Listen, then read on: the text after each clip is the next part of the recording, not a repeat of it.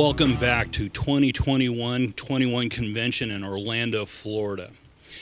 I have a following speaker for you that is going to be well, let's just put it this way. The man's a villain. No, and I mean a proper fucking villain. This man, while he'll be speaking about something completely different than what I'm talking about, is pretty much known as the shit house clearer of the manosphere. This man has done more to clean up some of the buffoonery taking place in the manosphere today, particularly in the world of pickup artistry, and men who are trying to learn the proper dynamics of sexual appropriate behavior between women, how to navigate the sexual marketplace in a tactical capacity. This man is a real-life pickup artist, verified. What you're going to hear today is something people only dream about. This man is no myth. He's real. This man is John Anthony.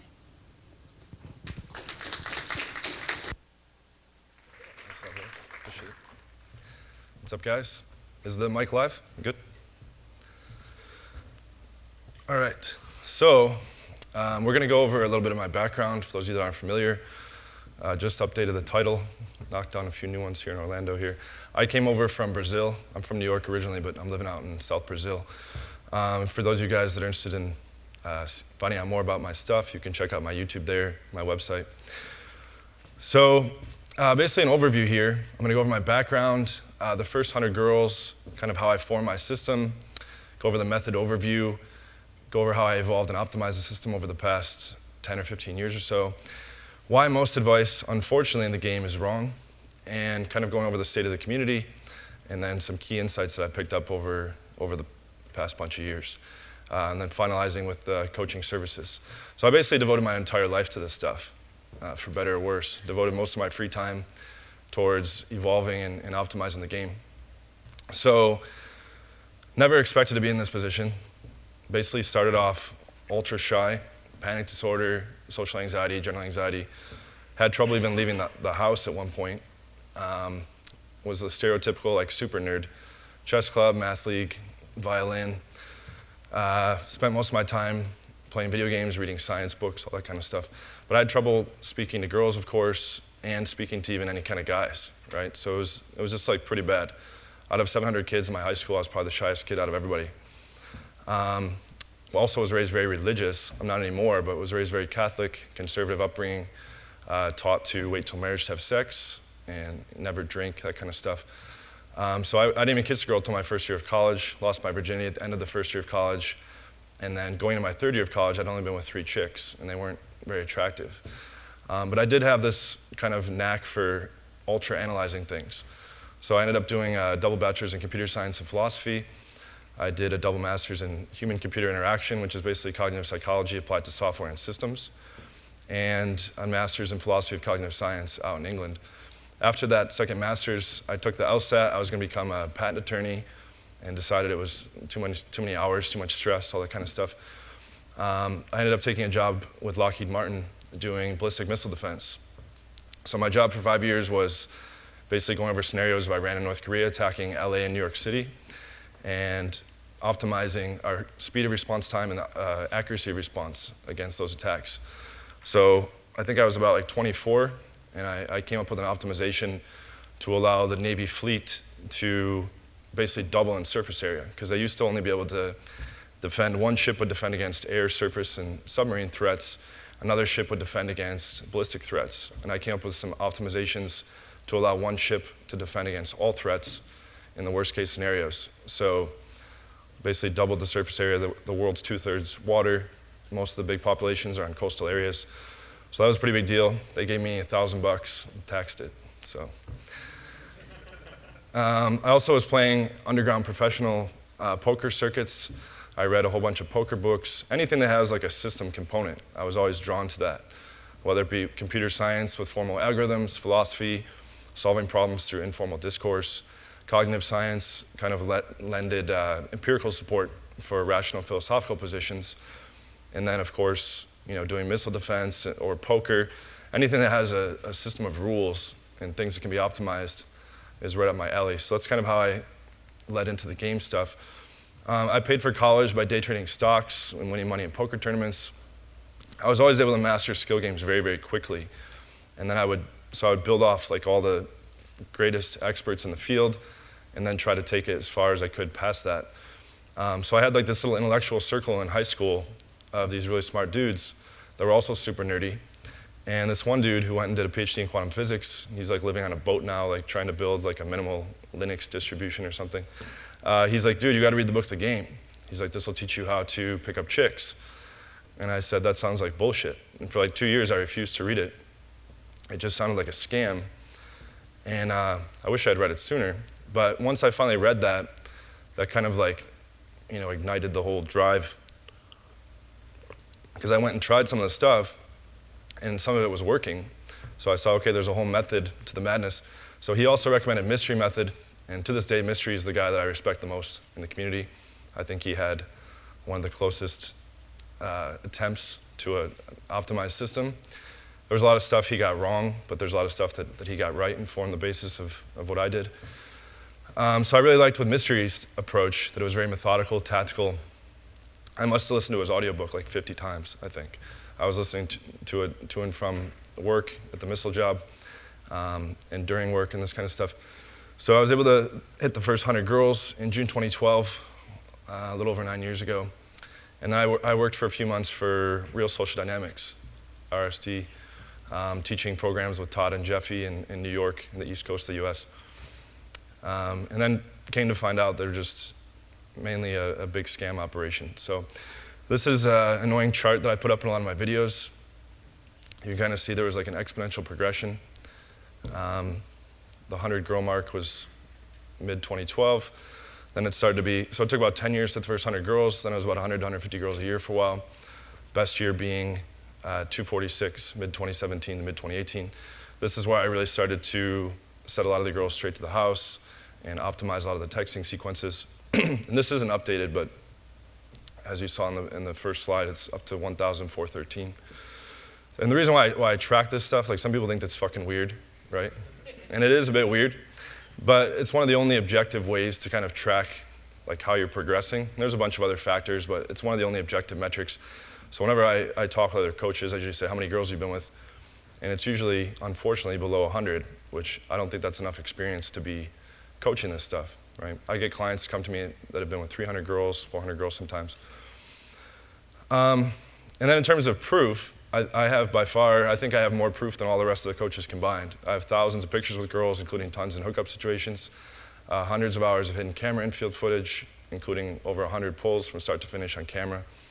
On my old Instagram, before it got banned, I posted 300 of the closes in a row, the girl's face blocked out. All the other top guys, a lot of them are in the underground communities from the forums and all these things, vouch for me all over online. And I've been reporting the results steadily since 2012. Either on the forums and then later on to YouTube. And then even the first day in Orlando, I'm not even closing a whole lot of new ones these days because I'm living with multiple girls in Brazil. But was able to get a couple Tinder, and one of my clients got to see me pick up a chick when we were out for dinner. And she cheated on a boyfriend of 3 years and was kind of torn about that and then came back the next day. So basically the formation of the system, I started attracting lots of attention on RSD Nation. That was like the premier pickup forum back in 2012. Were any of you guys on RSD Nation? Show of hands. 1, 2. That was the big kind of area for collaboration. And I would just write like these shocking stories, like banged 4 girls in 24 hours, or like, just doing different things in the game. And then I'd kind of do a massive tactical and technical breakdown. And so I had a lot of the posts on the first page. And I attracted a lot of attention, and these guys selected me to be part of this forum called Top Beasts, which was supposed to be the top best 30 guys based on our field reports, people vouching for us, a whole bunch of stuff like that.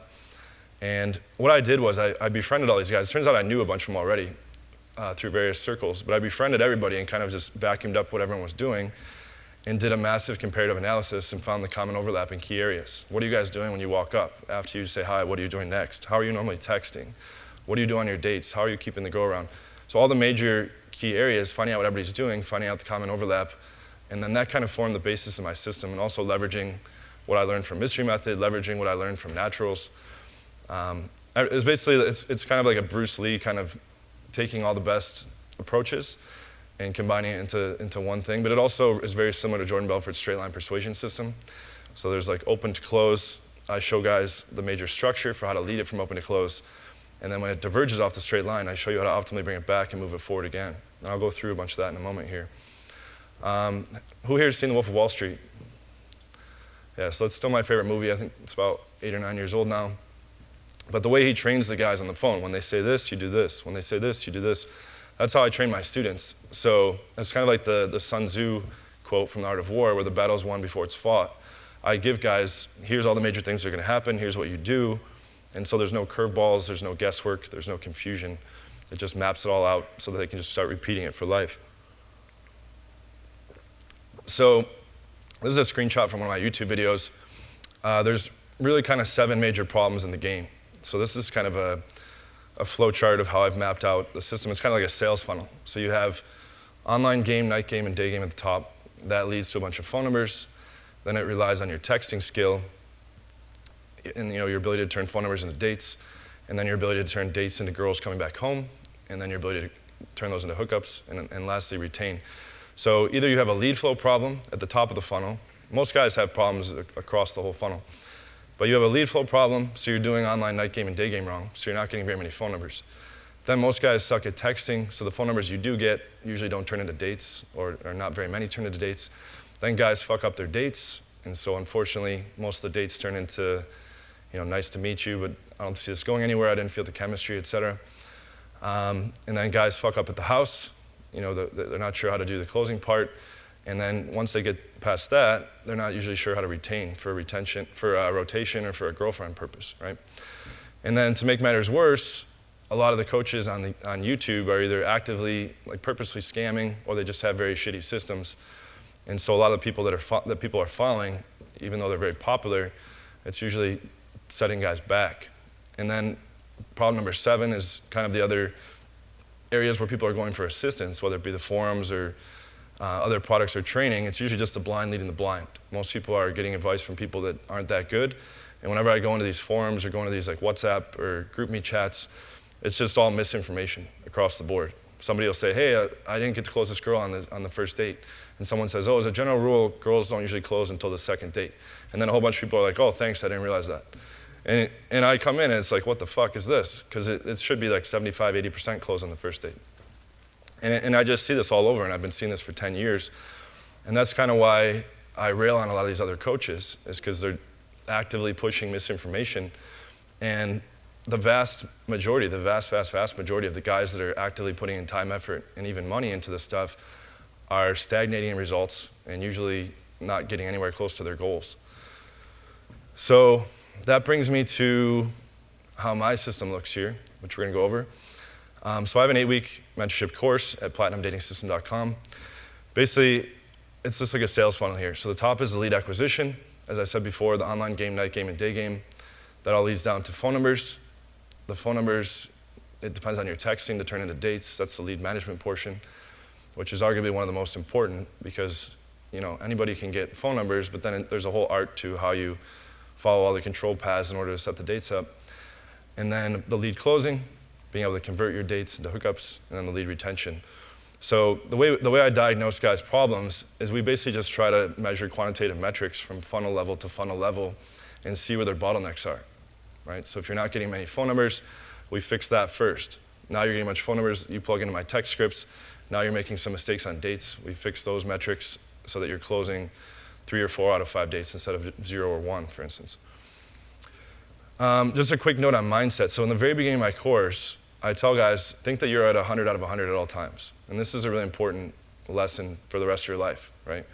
In order to have maximal confidence, don't subscribe to these ideas of state or warming up or getting in the zone or anything like that. Just think you're at 100 out of 100 at all times, and that there's a brick wall there that separates basically external events from your own perceived value of yourself, right? Even though this isn't true, you're not always on top of your shit at all times, it's still the best mindset to have. It's the best frame to come from, rather than letting rejection and negative reactions deflate you and define how you think of yourself.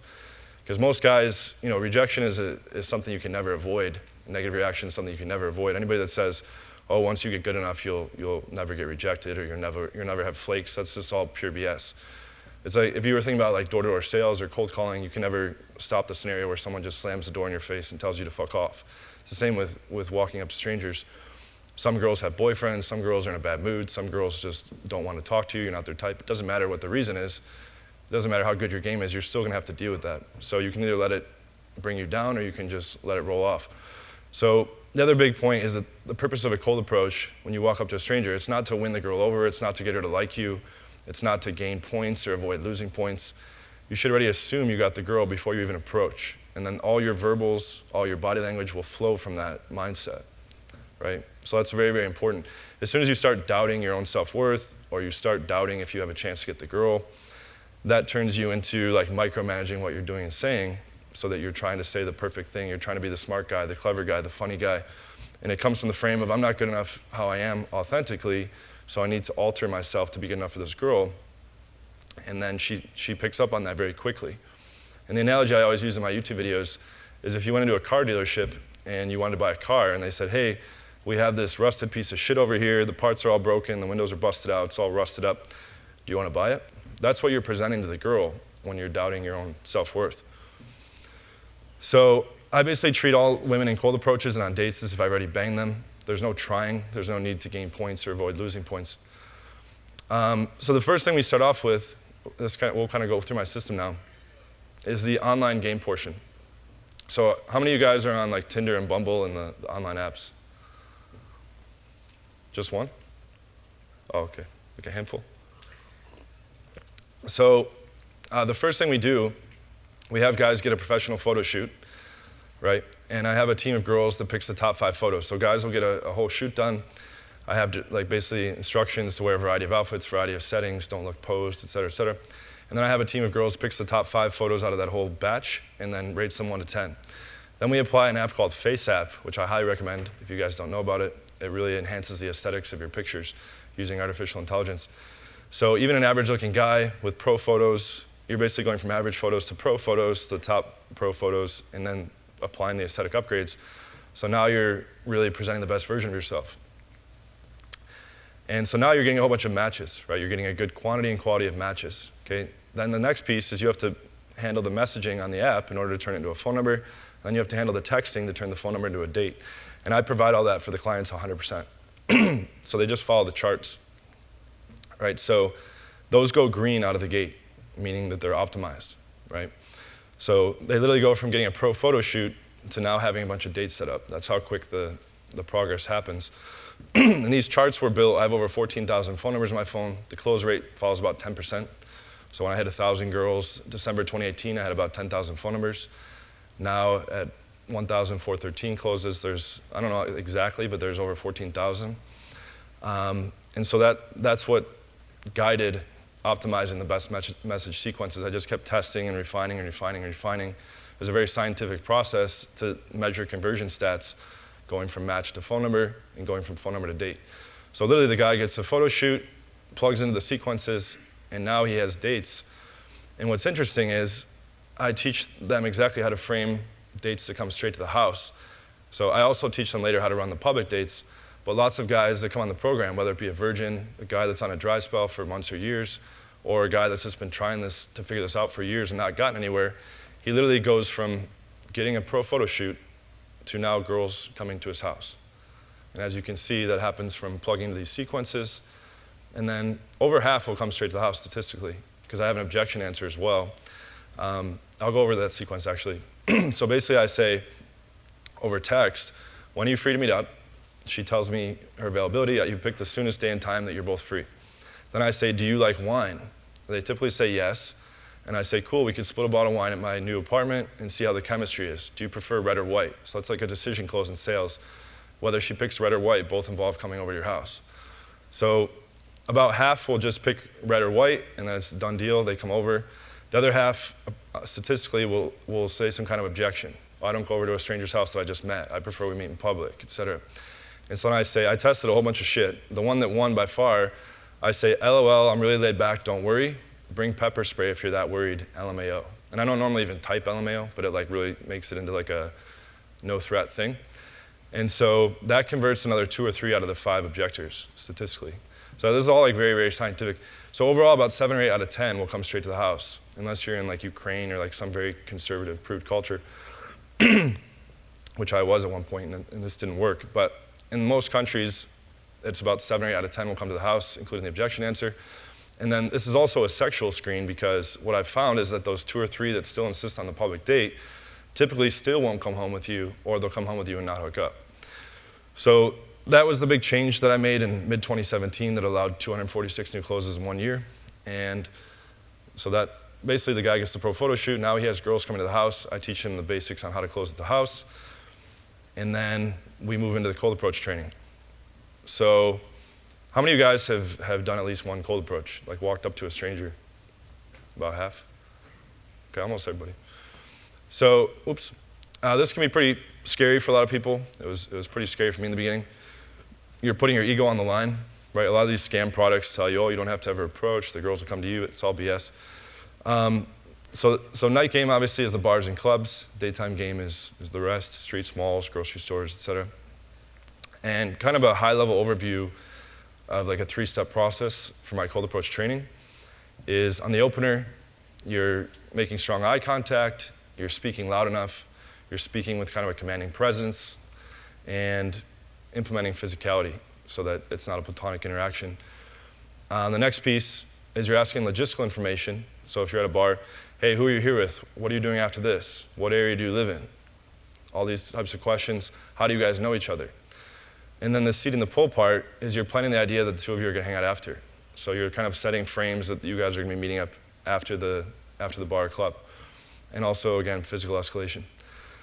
And then the last piece is the closing part. So typically when you suggest that you guys go back to your house, she's going to give you objections, just like in sales. And I've identified 14 major objections and the optimal responses to each one. So she's going to say, I can't leave my friends, I have to be up early. What if you're a serial killer? You guys have heard this stuff before. I can't come unless this friend comes or unless the whole group comes. We just got here, we have to stay till the end, et cetera, et cetera. It's usually I can't leave my friends. That's like 90% of the time. So I teach guys how to deal with that in the first half of the night versus the second half of the night. Because in the first half of the night, you can bring them with the frame that you're going to come back to the club. So you answer the objections, and if you solve them and she's down enough, then you typically will pull or take her home. If not, then you'll take her phone number and set up a date for later. And there's all these things have like an exact science behind it. So when I get a number, I don't just take the number, hey, I'll hit you up sometime. I set an exact day and time for us to meet up so that it's more solid and you don't have to do it over text. So an example of what I call the green light path, where there's no objections, you would walk up. The standard opener I use is, hi, I wanted to meet real quick, or can I meet real quick? Who are you here with? Blah, blah, blah. We're going to have drinks at my place. I live nearby. You should come. And the girl agrees. You might run into something like this if she lost her friends. And then you basically just lead her home. And so this would be like a 5-minute interaction. I have in-field examples on my channel where I go over how this looks. But this is going to be like the exception. Typically, you're going to have a lot of objections, 2 or 3, typically. So once we iron out all the cold approach stuff, the next big piece is converting dates, how you're running your dates back at the house. So that's this piece here. So I suggest my clients for the first date to typically do coffee or drinks. Dinner is a little bit too formal. And if the girl's really, really pushing dinner, sometimes she has other intentions. So it's typically just a coffee or drink date, something casual. And I teach guys kind of how to run this like a system, right? So there's like a very specific set of things you should do. And I have hidden camera infield dates, the full-length dates that I provide, so they can see exactly how the whole thing looks. What am I talking about? How do I move it forward? How do I sexualize? How do I set the frame that she's going to come back home? How do I demonstrate higher value to stand out from the other guys? And so on and so forth. Basically, the 2 big mistakes that guys are making on their dates is they're not sexualizing enough, or at all, because they're too afraid the girl's going to react negatively. And then what happens is the girl puts you in the friend zone, or she basically just sees you too platonically, right? So I teach guys how to just make sexual innuendos, try to twist anything you can into something sexual, do little physical touches, hold her hand across the table and let go, touch her on the side, kick her onto the table, et cetera, et cetera. If guys don't do those things, then they're typically going to hear a lot of, oh, it's nice to meet you, but I don't see this going anywhere. I didn't feel the chemistry, et cetera, et cetera. So that's big mistake number 1. Big mistake number 2 is that guys don't set it up for the girl to come back home with them. So the girl typically isn't going to lead things like that, so the date kind of just gets to the end. Most guys will just like talk and talk and talk, and eventually the girl's like, all right, well, it was nice meeting you, blah, blah, blah, right? So I tell guys, run your date from about 45 to 75 minutes, sweet spot's about an hour, do like 1 coffee or like 1 to 2 drinks. The point at which you should be seeding the pull for her to come back with you is once things are quote unquote on, which you can kind of tell, you know, there's like it's just like a feeling. There's like a spark between you guys. She's starting to like you, et cetera, and I'll propose that she comes back with me. That'll typically lead to one of 2 objections. The hookup objection, I'm not that kind of girl, and I say 3 types of responses. Don't worry, I have no sexual expectations. Let's just go and whatever happens, happens. And I like to let things unfold naturally, right? And the whole kind of like psychology behind this is society tells her, they call this in the game anti-slut defense. So society tells her that if she goes home with a stranger that she just met, and she hooks up prematurely, then you might view her as a slut, she might view herself as a slut, her friends might view her as a slut. I've even heard girls say that God is viewing them as a slut. So you kind of have to give her what they call in the game terms as plausible deniability. So oh, don't worry, it's not for sex. We're just going to show you my view. We're just going to split a bottle of wine. We're just going to order takeout. We're just going to watch a funny movie. So it doesn't really matter what you use. I have like preferred ones that work pretty well. But it's just giving her some other reason. She knows that why you're really going there, or at least she's open to the possibility of hooking up. But usually you can't be explicit about it unless you're like, you know, talking about sex and stuff like that during the date, which is going to be rare. So you basically put that out. She'll give you an objection about going home with you. You say, don't worry, I have no sexual expectations. And she might also have a safety objection. That's the other big one on dates. You tell her, don't worry that we've been talking, I'm normal, blah, blah, blah. You know, it helps if you have cameras in your building or if you have security at the front or whatever. But there's ways to deal with those. And then you have her on board. And then you can just keep repeating this process with your dates. And there's techniques to never run out of things to say, right? Like, I'll go over that real quick. So a lot of guys have trouble, like, how do I keep the conversation going? What do I talk about? Mystery, he has an example of, basically there's an example of you're walking through a park, you see a girl with a dog, you say, hey, what kind of dog is that? Oh, blah, blah, blah. What's his name? Blah, blah, blah. How long have you had him? Blah, blah. And then you kind of quickly exhaust the dog thread and you have nothing to talk about, and the girl says, well, nice to meet you, and she leaves. So instead, you should be multi-threading the conversation, starting a bunch of different topics, actively bouncing from thread to thread. That way you don't just stall out one particular topic and run out of stuff to say. Mystery says that if you let the conversation fall flat, she'll get bored and blame you. So we go over different strategies like that, and they utilize them in the cold approach situations as well. The next big piece is converting girls back home. So, you know, I get clients, it's basically you're just removing one bottleneck at a time. We fix their lead flow, they plug into the text, now they're getting a lot of dates. Even the virgins, they come on, there was a virgin recently had 7 dates on week 2, which is more than I had because I'm living with multiple girls, and then I've got 14 on the side, so I'm usually banging a lot of repeat girls. And this dude wasn't getting any dates. He had taken 5 other training courses, still a virgin, still no dates. Same story almost every time. Comes on here, gets the pro photos, and then his calendar filled up with dates.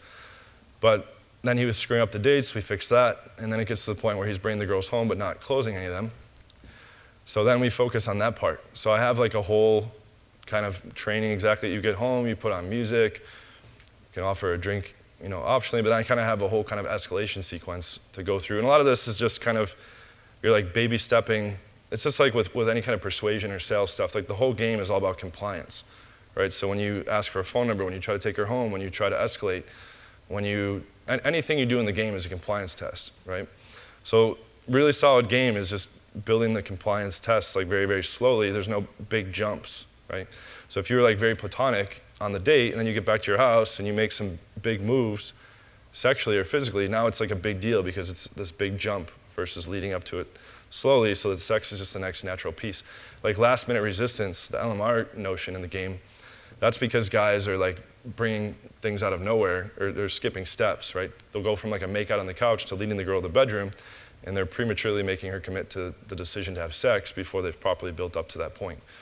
So I look at all this like very, very algorithmically and very mathematically. So when a guy has an issue where his game is falling apart at a certain level, I usually just have him describe a couple scenarios. Okay, you're skipping these steps. It's usually they're skipping steps, or they're implementing different things incorrectly, which we fix very quickly on, because we have, in this 8-week program, we have 4 calls a week. So they plug into the optimized training, and on the calls, we just blast through every mistake and weak point. And by week 2 or 3, they're already usually executing at an advanced level. And this hasn't ever been done before. I think most people assume that you need months or years of practice to get good at this. And a lot of the scam companies tell you that it's going to take thousands of hours, thousands of approaches, thousands of nights out. That's total BS. I can get a guy very good in the matter of like a few days. I know that sounds a bit crazy, but when you're doing the proper things and making the proper moves, it just works because it's been tested. And the problem is that most people are just putting mass action and mass practice behind incorrect strategy, or very, very poor strategy. And these companies tell you just need more action. Like RSD, for instance, they were the popular company for a long time. Just take action, just take massive action. And you have these guys going out and doing like thousands of approaches with terrible strategy or no strategy. And that doesn't help them. It actually harms them in a great way. It's actually reinforcing lots of bad behaviors. It's deflating their confidence. It's like when you don't see any result from all this effort you're putting in, it's very easy to suddenly turn to red pill and now you're blaming women. And then after you get sick of that, you start blaming yourself. You turn to black pill, you start blaming your looks. Oh, I'm just not a Chad, so there's no way this can work. And there's a better way. Most of the clients that I've had have looked average over the past 10 years. I've helped thousands of guys, and I've gotten the vast majority of them very, very good. And the reason is because it's the system, it's the game that's producing the result. It doesn't, looks, I've talked to a lot of hot girls about this. They've estimated that it's about 10 to 20% of the equation. And I've dated lots of beautiful girls all around the world. It's not women that's the problem. It's just that guys have a bad system and a bad strategy. So the last piece is being able to retain, right? So even if you start getting good at closing, what's good? What good is a bunch of one-night stands when you want to have something more meaningful, right? So that's either in the form of a rotation or as a girlfriend. So how do you keep the girls around? So I have a whole set of strategies for that as well. One of the big things is you need to build up enough investment in kind of a short period before she loses interest, right? So investment is built through time. There's temporal investment, spending time with her, hookup, physical investment, and emotional investment with her liking you and getting attachment and feelings for you. So you want to get in those first 2 to 3 hangouts pretty quickly, right? So if you were to go on a coffee date on a Monday, whether you close or not, you should be closing like 80%. But if whether you do or not, you should be setting the next date before the end of the first date is over. That's a big mistake guys make. They try to play it cool. They try to let a bunch of days go by. And what that's doing, right? It's a neurological thing, right? I read a lot of neuroscience books. The semantic value of something in your brain is a function of frequency and recency, right? So as time is passing, it's really like a riverbank. It's like filling back up, and she's meeting other people, she's doing other things, she's forgetting about you. And so you're actually just kind of battling against time. Like in the sales world, if you don't close on the first day, your odds of closing go down by like 50% a day, right? So a lead, a new phone number, is typically only good for about a week. And after like 48 to 72 hours, it's really decreased in value. So you really need to be working your leads aggressively with text. I'm always pushing for the meetup, going straight for the meetup. I think Steve the Dean, I don't think he's in here. He was saying during his workshop yesterday that he's asking for the meetup in the first 3 texts. I asked for it in the first text. So, hey, it's John from Tinder, when are you free to meet up? Hey, it's John from so-and-so, when are you free to meet up? And you should, an even better play is to ask them in person when you're free to meet up, because when they're in person, so imagine you have that first date on the Monday. Now you have, the mood is up. She can't just ignore you like she can on text. We should meet on Wednesday. What kind of food do you like, right? So now you set up the next date. I usually do 2 days out. I don't want to make it the very next day. So it's 2 days out. Let's get sushi. Let's get Mexican food, whatever. Usually some kind of low-level food, not like a fancy dinner. I think that demonstrates a winning move, that you're willing to take her out in public, even though you just banged her on the first date. So that mitigates a lot of this buyer's remorse stuff as well, feeling bad about hooking up too soon with a stranger. And then it's a done deal, right? You don't have to text her over text, hope she replies to your opener, hope she replies to your banter, hope she says yes to meeting up again, right? And texting is like a battlefield. So you don't want to be in a position where you're doing damage control, you're digging out of a hole. As soon as she stalls you out, as soon as she ignores one of your texts, now you have to keep hitting her up, and now you're like, oh, maybe I'll never see this girl again. So instead of putting yourself in those situations, you just set the next date before the end of the current hangout. So you would set the date for Wednesday, then you go on the little dinner thing, bring her back home, close her again, and then maybe set her up, for one more date for Friday or Saturday. And then she's pretty much a regular at that point. You've got that investment built in the beginning. And there's different other things I do. I've optimized the whole sexual process as well to try to give them the best sexual experience of their life on the first time. That plays a factor in bringing them back. And kind of an unintended effect, I put like kind of how to hit the G-spot in all the major positions in my training. And we had a virgin utilize that and got feedback on his first time ever having sex that it was the best sex of the girl's life, and she didn't know that people could be that good in bed. And so that was just him watching a 30-minute video that went through how to hit the G-spot in all the major positions. And he just remembered that. He actually watched it a couple times, he said. And he reported back, oh, this girl is saying like this was by far the best sex she's ever had, blah, blah, blah. So not only can the game be learned very quickly at an optimized level, but your sexual skills can be massively upgraded very quickly as well. Setting the next date, and then I'm setting a bunch of frames. So I'm saying like, oh, I feel a good connection with you. I can tell we're going to hang out a bunch more. The sex is really good. I feel like we're going to start having sex a lot. So I'm setting a whole bunch of frames at key times, and I'm also setting the next plans, and then giving her a good sexual experience. And all that ties into the likelihood of her sticking around. Oops. Now, the thing is, why is most of the advice out there wrong? Any of you that are familiar with my channel, I've attacked like 50 guys, I think, at this point. I have like a whole playlist of like roasts and exposed videos and attack videos. The thing is that most coaches out there don't even have like one picture of themselves with a girl, right? They call it receipts. Most of these coaches don't have elite skills. It's come out before that like some of these coaches, there was a guy in England that was teaching cold approach, and it came to light that he had never even gotten one cold approach lay. He got like 8 girls total, and it was all from Tinder. So, and I call these guys all out by name in a very aggressive way, in a very kind of over-the-top way, to really make it known. How many of you guys have seen my videos where I attack people? Anybody in here? Yeah. Yeah, so the reason why I do that, like people think, oh, he's being an asshole, or he's being a hater, or this and that. I take the game, like, I have like a lot of respect for the game. It's like if, I see myself as really having risen to the top in terms of what you can accomplish in the game. I devoted most of my free time to it.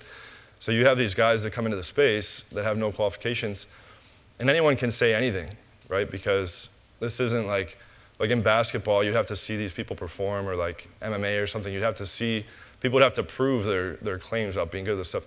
But with getting better with women, people can just say, oh, I'm really good. I know what I'm talking about, this and that. And they don't have to prove any of it.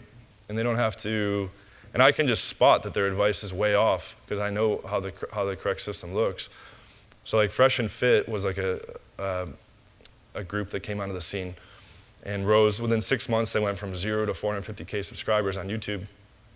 And I uncovered that they were just buying fake press releases, just fabricating all kinds of stories about results, and it goes like really, really deep. And finally, they were outed by some bigger channels on YouTube. But this is very rampant. I would say like the vast majority of coaches, unfortunately, just have very bad systems. It's a lot of blind leading the blind. There's a lot of misinformation.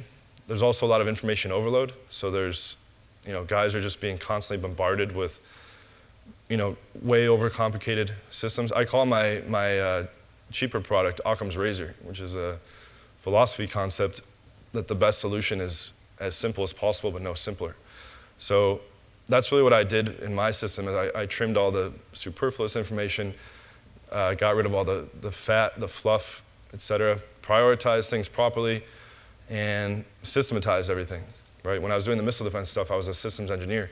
So I made the whole game into a series of flowcharts and systems that are very easily repeatable. But yeah, most of the information out there, it's a lot of abstract theoretical stuff. Guys watch the videos and there's no practical takeaways at all. Or there's just way too much information and lots of it is irrelevant. And so the end result is you just have all these men around the world trying to get better with this stuff and failing for months, failing for years. And it causes lots of suffering. There's lots of guys that are lonely, that are frustrated, that are, it's not that they're not putting in the time and the effort, and they're also putting in money. I talked to guys that spent tens of thousands of dollars and got nowhere. And a lot of guys that I've spoken to on the phone over the past 10 years, they're at the point where they're ready to give up. Some of the guys are suicidal. Some of the guys are just giving up on ever having any kind of connection with the opposite sex for their whole life. And a lot of these companies that are giving bad advice are responsible because they really kind of put these guys on a hamster wheel and just extracted as much money as possible without delivering any results.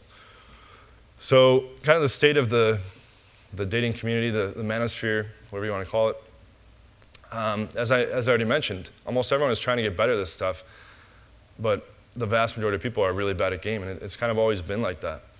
And is Anthony here? Anthony Johnson? I don't know if he's here. But he's actively calling out a lot of these guys as well now. Guys just kind of circle jerk on the forums, follow the wrong coaches, and most people don't know any better. Like the typical progression is a guy wants to get better skills with women. He Googles something, gets sucked into one of these channels that's kind of full of shit, and then goes down a rabbit hole and thinks that he's consuming content that's useful. And the problem is, most people don't know what real game is supposed to look like. And so they just take these guys at their word, even though they're showing no proof. Like, as I said, most coaches show 0 pictures with girls. A lot of them have been discovered to be dating very, very, very unattractive girls, kind of behind the scenes, maybe they're married to or having as girlfriends. And a woman's value isn't just her physical looks, but if they're a dating guru, they shouldn't be dating objectively ugly women, one could argue. So there's kind of this perpetual confusion and frustration. And I think a lot of the guys are also very soft. Like I have a bunch of videos on being more alpha, how to stop being a pussy, etc. So kind of the biggest sticking points I've seen over the past 10 years of approaching, most men are really kind of consumed by the approach anxiety, the fear of approach. I think that's still a big one. Mystery explains that we have hardwired into us evolutionarily from tribal times this fear of approach, because if you're in like a small tribe and you approach someone that was taken, the guy could potentially kill you, right? The guy that she's with. Or if you got rejected, the whole tribe would find out and it would be like embarrassing. You'd be labeled as that guy that got rejected and you might never reproduce. So there's this very real fear that never really kind of goes away. So I was blunting it with alcohol for a long time. So I was drinking almost every day for about 15 years and quit that about 2 years ago. But that would really slice away the approach anxiety fear for me. That was the main reason I was drinking so much. But besides that, once they approach, guys are afraid to escalate and make things non-platonic because they think the girl's going to be offended or this and that. And guys also don't know what to do after that. They don't know how to move it forward, right? So there's a lot of this referred to as kind of spinning your wheels, right? After you talk to the girl, what do you do next? How do you progress it towards a date? How do you progress it towards taking her home? And that's what I outline in my trainings. But to the average guy, how are you supposed to know? There's stuff you see in movies. There's stuff that maybe you've heard from your parents growing up and stuff like that. But most of that stuff's way off and is usually completely opposite of how it really is. And when you go for help from the supposed experts, those guys don't know either. So most guys are just left in this perpetual state of confusion. And then guys try to be like fancy and gimmicky, right? So they'll say clever lines. They'll try to be the impressive guy, the smart guy, the funny guy. And girls see right through that as well. And they're also not carrying themselves well. They're not thinking their values at 100 out of 100. So there's really, once you learn the optimized system, it's actually very simple and very easy, and you can get very good very fast. But nobody's really offering. I haven't seen, and my friend Alex is speaking tomorrow. He's very good with the online and text game, Alex from Playing with Fire. I think he's like one of the only other guys that has a very practical approach teaching this stuff. But again, he's only mostly focused on online game and texting. But he came to a lot of the same conclusions that I did independently. So, yeah, like I said, people don't think they're good enough. So really, the man has like so many areas to fail, and there's all these compounding bottlenecks, right? So if you can't run a cold approach successfully, and your online profile sucks, you're not even really getting many phone numbers, and then your texting eliminates your chances to get dates. If you get a date now and then, it's probably not with a very attractive girl, and it's very easy to mess up the date or not sexualize or let the date go on for too long. And guys just keep kind of banging their head against the wall and going through life, not making it through the funnel, so to speak, just getting stuck at various levels. And clearing one bottleneck doesn't help that much because there's usually a whole bunch more waiting. So my whole system is designed to radically acclimate them to, it's basically like anybody that signs up for the program, by week 2, they're just packing their schedule out with dates. And then we just get them acclimated to running the date effectively, running the back of the house effectively, and retaining. And then the average stats in the program, the vast majority of guys are getting 1 to 2 new girls a week, going on to do 50 to 100 girls a year. And they're getting 1 new regular on rotation per week. So in the 8 weeks, guys typically close 8 to 16 new girls, even if they started as a virgin, and they usually have multiple girl rotation. So kind of key insights that I came about over this 10 years. The key to getting lots of results in the game is just mass setting dates. So a lot of companies focus on the pulling part, which refers to like taking a girl home from a club, taking a girl home from like a street approach or something like that. Dates, you have perfect logistics. So on a date, you're one-on-one, there's no cock-block friends, you're right near your house, okay? If you meet her in public, who knows how far away you are from your house. You don't have to really extract her from like a club or a bar or anything like that. And there's no distractions, right? There's no competing music or other people trying to talk to her, her friends pulling her away. And you can just kind of make it very systematized, where you have a coffee shop or a bar right near your house, and you have kind of a game plan, the types of stuff you'll talk about, and how you'll physically escalate and how you'll sexualize. And you can just repeat that. And so if you just stack up a lot of dates, that's going to lead to a whole bunch of hookups, and then you can pick the best ones that check the most boxes to build up a rotation of regulars. Volume is king. No matter how good your skill is, if you only pick up like 2 or 3 new phone numbers a week, and those don't turn into dates, you're kind of left with nothing. So volume, not only does it help kind of statistically with giving you more opportunities, it's basically a wider funnel at the top, but also it makes you care a lot less. If a girl flakes on you, who cares? You have 3 or 4 other dates. And it's funny, because even the virgins come on the program. This one guy, he got his first close, and he's like, oh, I messed up the retention part, but I don't care. I have like 4 more dates to set this weekend. Right? So once you have a whole bunch of volume coming through, you have a whole bunch of options, so you care a lot less, and paradoxically, that makes it all work a lot better. And it's kind of that abundance and scarcity mindset, right? If you only have like 1 girl you're going after, it's going to become a much bigger deal. Texting needs to be optimized. There's so many different ways to kind of go astray with texting, so that's why I provide the exact set of flowcharts.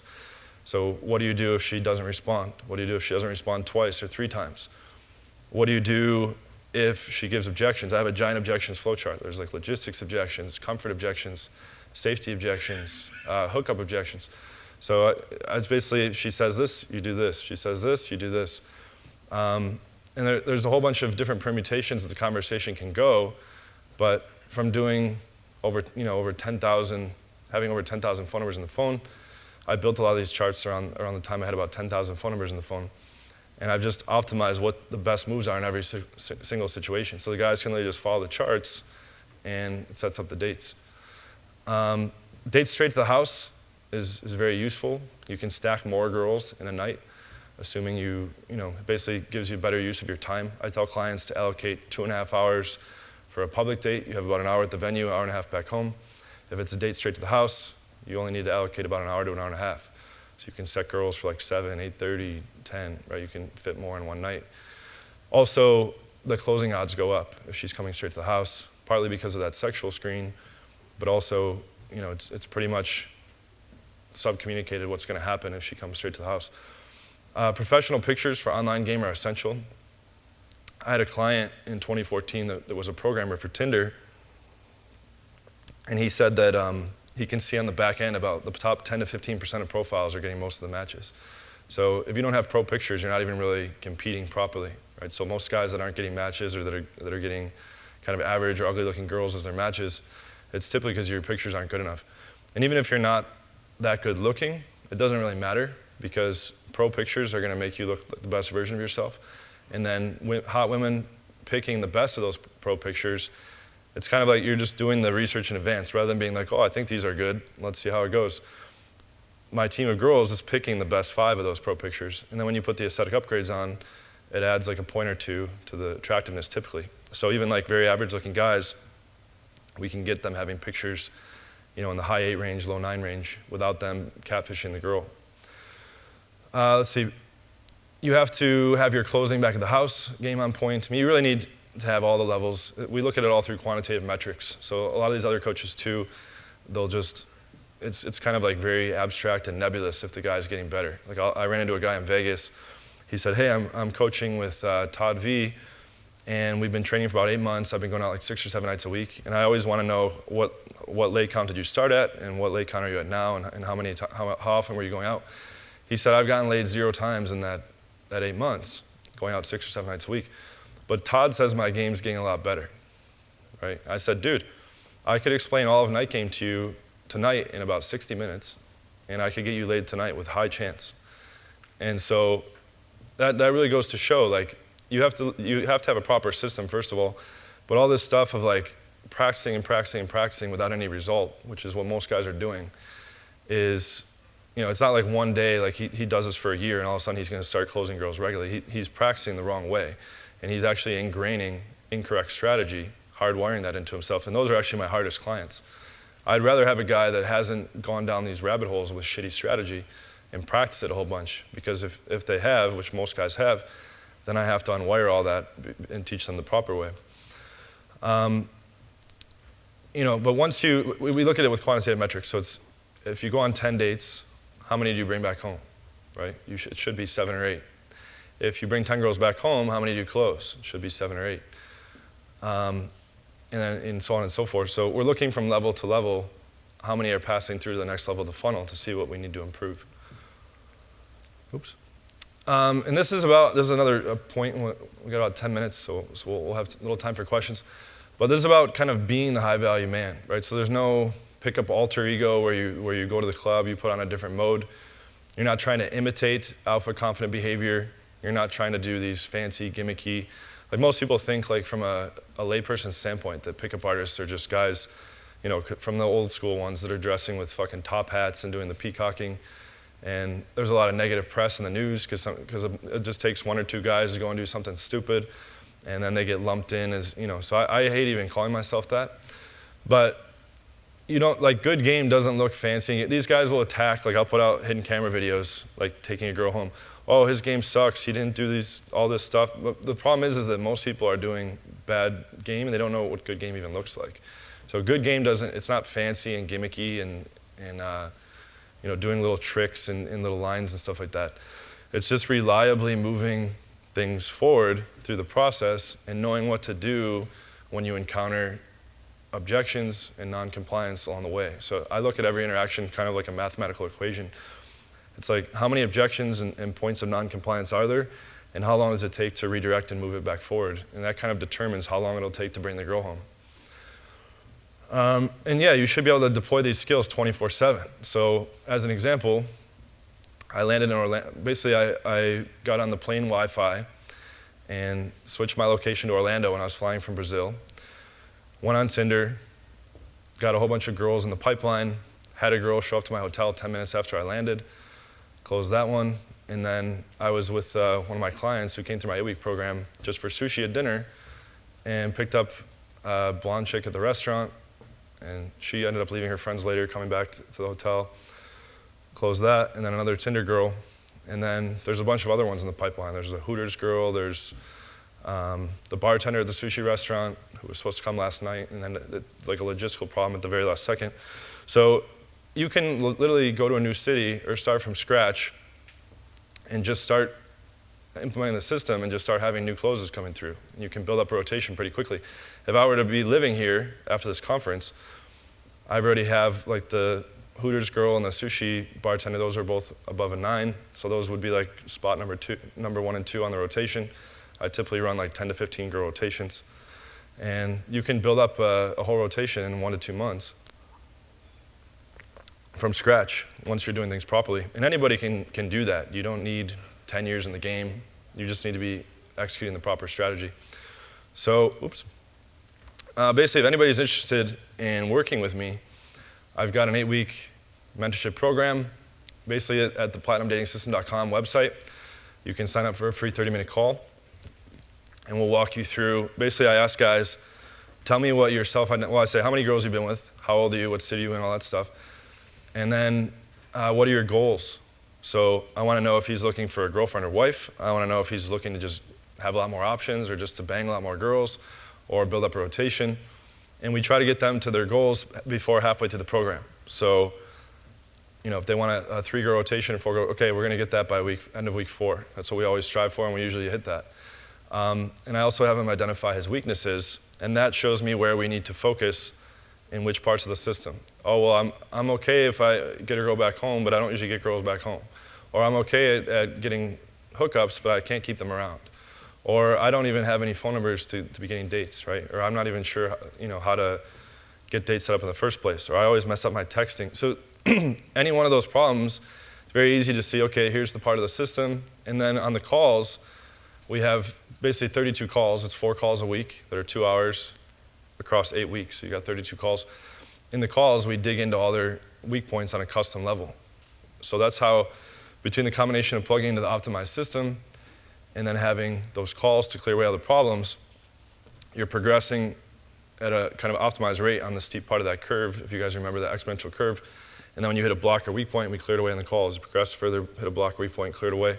So it's kind of allowing us to iterate very, very quickly and clear the problems on like a call-to-call basis. So instead of like making the same mistakes for years and executing shitty systems and shitty approaches, you're already coming out of the gate executing optimal strategy, and then I help fix, because I've also been coaching for 10 years, so I also have the ability to spot. I've pretty much seen and done everything and seen all the different problems that guys have, so I can fix guys' problems very quickly as well. That's the other benefit here.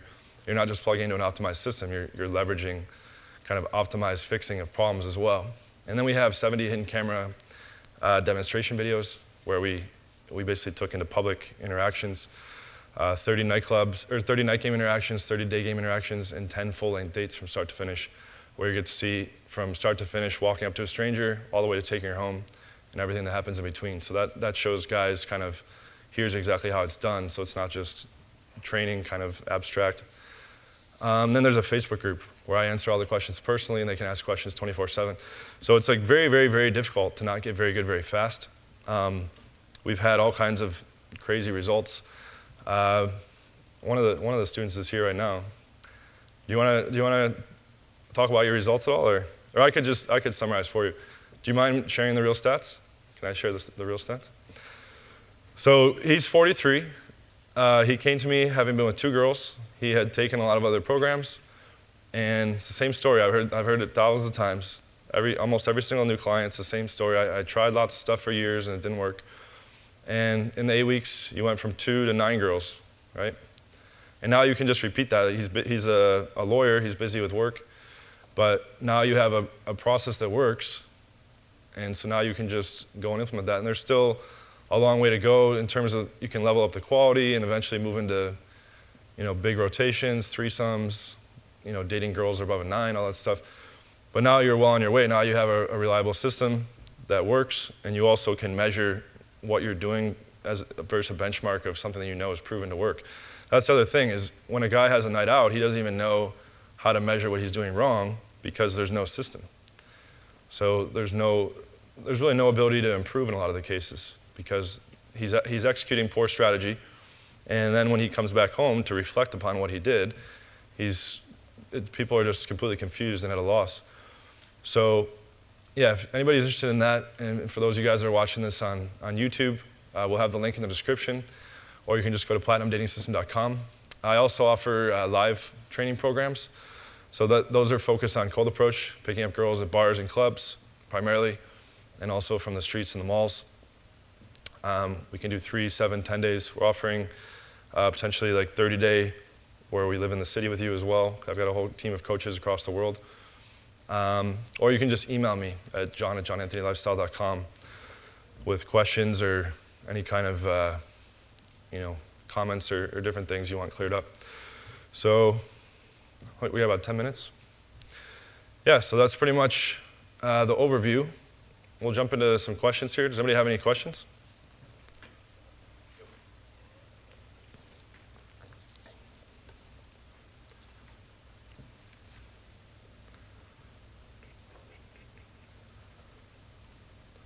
Is there anybody here that's like looking to improve their dating lives? You got a question? Yeah.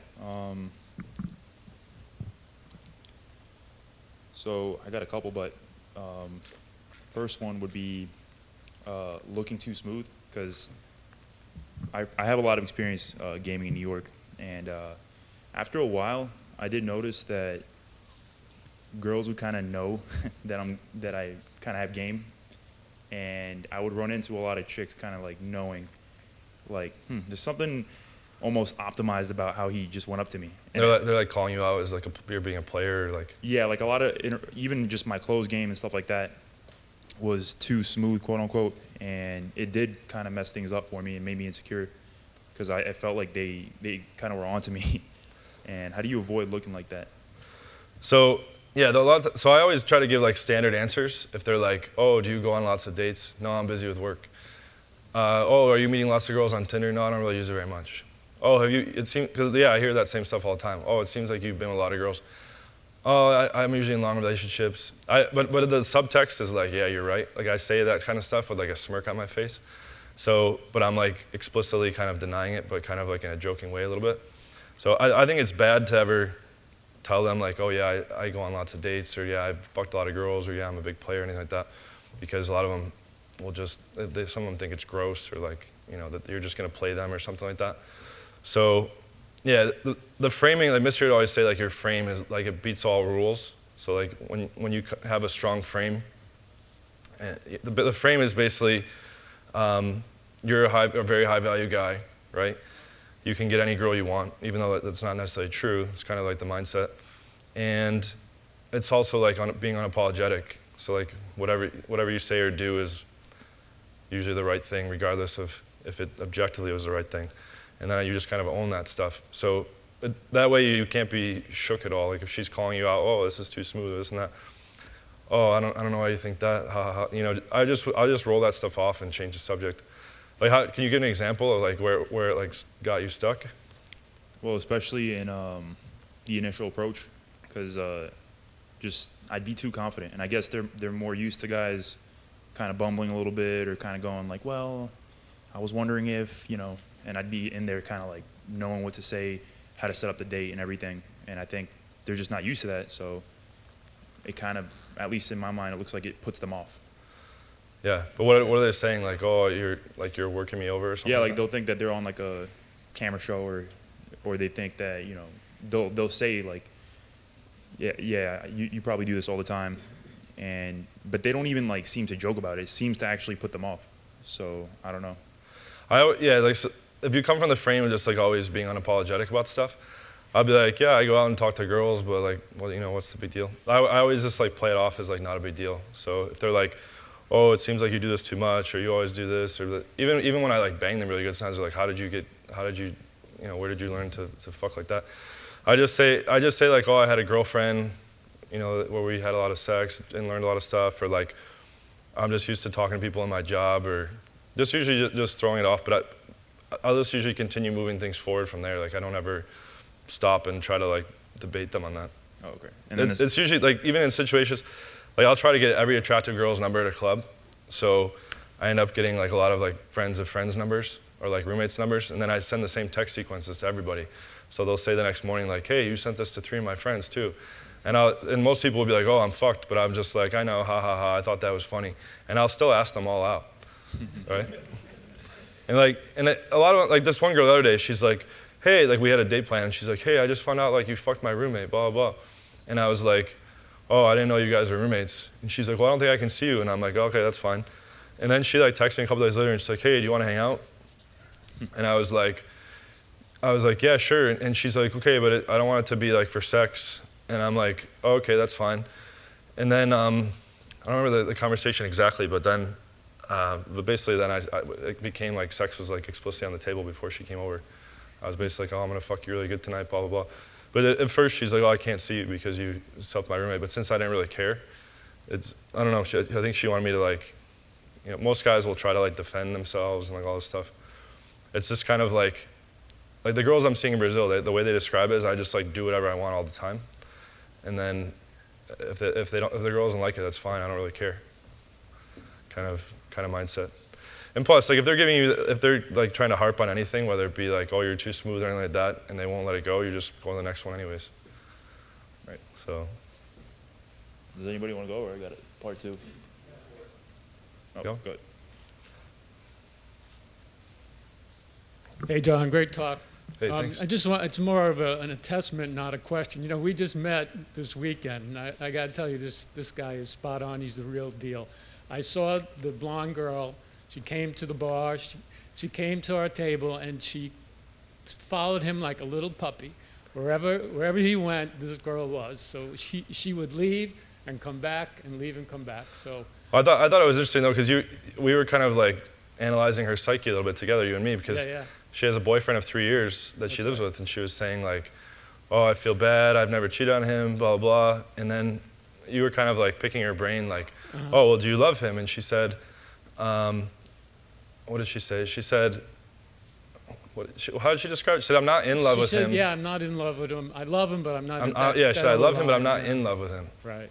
And I said, well, you've been together 3 years, right? And you know, and she said that, I guess like they don't have sex very much or anything like that. Yeah, she was making excuses, the dog and all kinds of shit. Yeah. But it was interesting because that was the second day we hung out. Like I had picked her up the night before, and when she was leaving, she's like, oh, I can't believe I cheated on my boyfriend, all this stuff. I can't ever do anything like that again. But then she's calling the next morning and wants to come back over. And you were using the things you were just talking about. You were touching her, sexualizing it. Well, yeah, because I've done it like thousands of times. Yeah, I was watching you as you're doing it. It's very cool. The other thing here to note, like kind of from a cognitive or neuroscientific point, is that as you do all the game stuff, it moves into kind of an automatic process where, like Mr. would always say, like the point of practicing game is to like make it automatic. And from a neurological standpoint, you're forming mental heuristics, which are just, like kind of mental shortcuts. For those of you guys that don't know, it's forming, and you can do this in poker and chess. Like the chess grandmasters, they come, look at a board, boom, look at a board, boom, like Bobby Fischer in those videos. Whereas like the more amateur players have to like think consciously through all the different things that are happening and analyze things in a serial fashion. As you've done this stuff over and over and over, you kind of evolve. Like I went from being the shyest guy in high school to being able to make all the optimized moves from kind of refining it over and over and over 1,000 times. That's like the whole reward of the game, is that it ends up evolving your confidence, evolving your ability to handle any kind of situation. And then the girls just sense it. Like once you kind of have made it to the other side, they just sense like he knows what he's doing. He's able to get hot girls, and they're all attracted to that. So in Brazil, like when I had the 3 girls in the house, we have all these other girls that come over. Sometimes there'll be like 10 girls at the house. And since it's just so like normalized, like way back in the day, like just being around a hot girl, I would be like trembling and nervous and intimidated and all this stuff. But now it's kind of the point where, someone will bring friends and I'll just be hitting on the friends right in front of all the other ones and all that stuff. But it's just become so normalized at this point. But yeah, that was interesting how you got to see that with the girl. Yeah, and the story you told, like she looked at your sleeve and she was touching you, right? That's kind of how you broke it. Yeah, it's pretty cool. All right, thanks. Cool.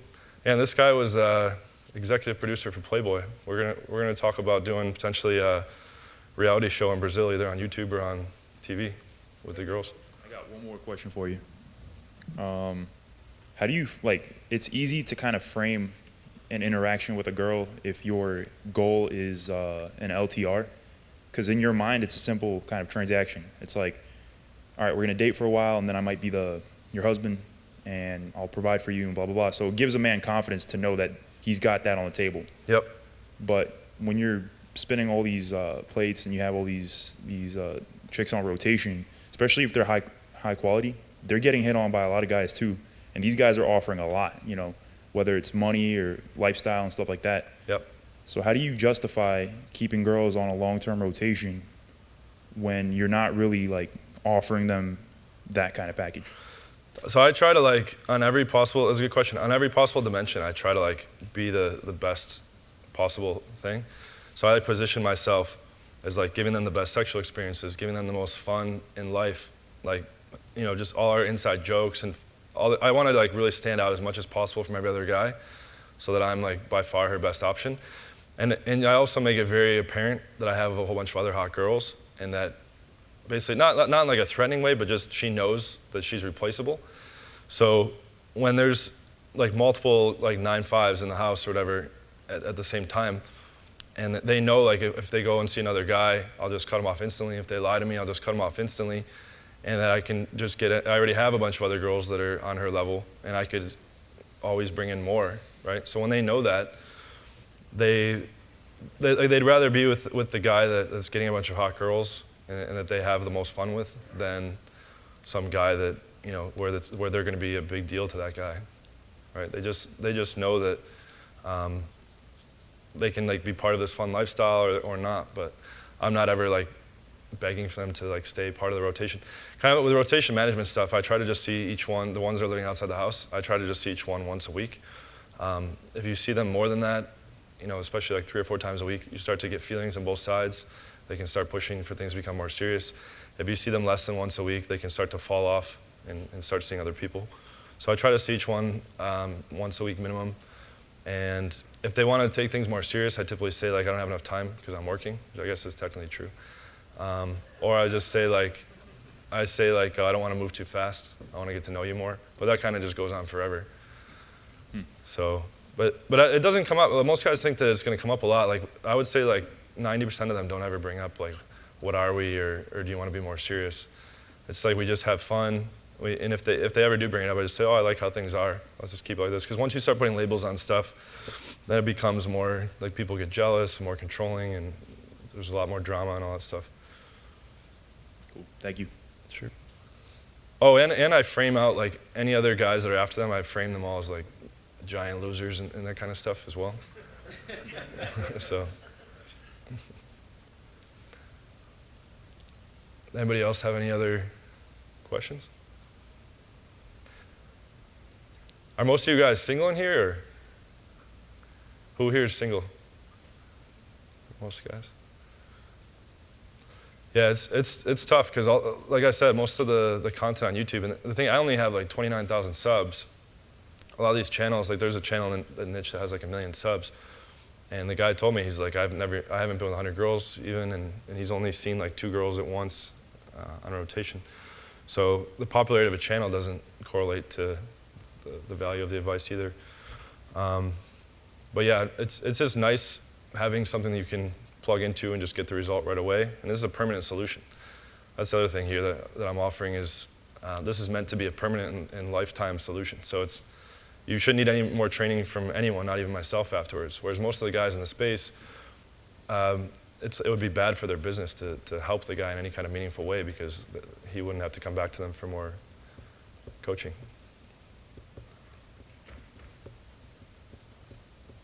Do you have a question? Have you ever had the issue when you first go out or meet a girl on the first date or randomly Yep. that they want to have a baby with you that same day or get married? Yeah. Because it happens to me all the time. Yeah, it's always really And then I weird tell fun. them, let me get to know you, and they get really upset. Yeah. Yeah, the main Or girl let I'm me take with you some time. the main girl I'm with right now in Brazil was talking about kids' names on the first date. It's just, yeah, I don't know why they do that. It's fucking weird, but yeah, I always tell them like, oh, I got a vasectomy in 2014 in San Diego. Around, I think I was around like 350 girls at that time, because I got 3 different girls pregnant that year. There was a Czechoslovakian girl, got an abortion, told me after.